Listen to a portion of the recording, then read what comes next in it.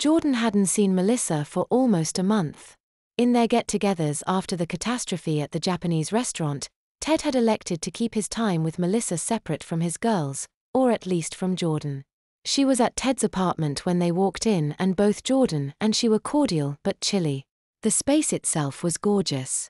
Located in Belltown in a brand new condominium unit on the 34th floor. A small hallway lined with closets and the first bathroom formed the entryway which opened into the main living space, a living room to the left and open kitchen on the far wall beyond it, then the master bedroom through French doors on the right. The wall adjacent to the entryway hall was made up of all windows facing north, overlooking the Space Needle and Queen and Hill. It truly had a gorgeous view. The floors were dark hardwood and all the finishes were the best: stone countertops, hardwood cabinets, quality moldings and appliances. This was a top-notch, albeit cozy, space. Ted might have expected a little more maturity from his friend but couldn't have thought Jordan would have forgiven Melissa so quickly for her role in he and his wife's separation. The dynamic between the two was honestly his greatest concern for the weekend, and it would turn out to be quite uncomfortable for everyone. Clearly for Melissa, Ted's kids were an inconvenience to be dealt with as deftly as possible, rather than a joy to be embraced or a challenge to be tackled. She'd rather not have to worry, or think, about them at all if possible. When Ted had pulled her aside that evening to tell her about Jordan's diapers, she was more flabbergasted than he had been. "Melissa, I think her mom has been putting those things on her every night and I can't do that to my 12-year-old daughter.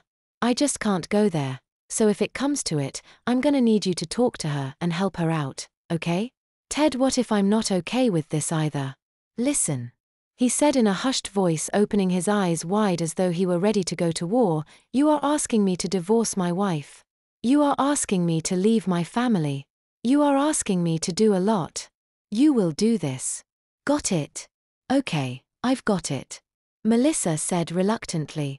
Later that evening, as Ted was preparing Jen's pack and play in the living room and cajoling Mindy to get prepared for bed herself, Melissa made her way into the master bedroom to talk to Jordan, at Ted's behest. Wearing a trendy screen-printed t-shirt with tightly fitting jeans, she was about as far from carrying the ethos of mother as possible. Standing in the doorway, she announced, "So, do you need help with your thing?" Not even looking up from her suitcase, Jordan replied, "No." The release of responsibility was all Melissa needed. Turning, she found a place back on the couch, looking out over the city. Jordan, on the other hand, wrapped one of the 3 purple diapers, she had brought an extra for the weekend just in case, in her pajamas and tiptoed through her dad's closet and into the relatively modest master bathroom. Closing the white painted door and going through the motions now of removing her school skirt and pink panties, she lay herself down on the tile floor. It was cold. Holding the soft plastic article in her hands, Jordan liked how it felt. She began to unwrap it and leaned her head forward to see its every detail. Because Mom had usually done this, many of them had gone unnoticed to her. She saw the pale purple color, the darker purple wetness stripes, the white tapes with Molicare in script with blue tapes underneath, bands of elastic around the edges of the diaper with these other elastic gathers inside pointing up toward the bottom of the wearer, and thick soft padding inside. A knock rapped on the door. "Jordan, are you in there?" It was the preteen's dad. She scrambled for a towel to cover her exposed privates in case he just barged in. "I'm getting dressed, Dad. Just checking to make sure you're okay, hun." "I'm fine, Dad." "Okay, hun." Jordan returned to her task.